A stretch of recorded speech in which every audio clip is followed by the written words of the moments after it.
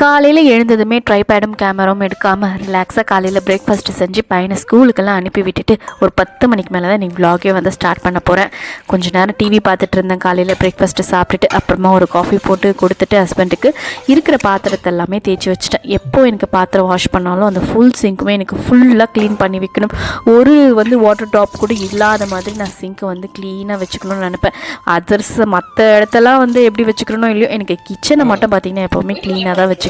அதனால் அதெல்லாம் நல்லா வாஷ் பண்ணிட்டு நெக்ஸ்ட்டு வந்து குக்கிங் பண்ண ஸ்டார்ட் பண்ணியாச்சு.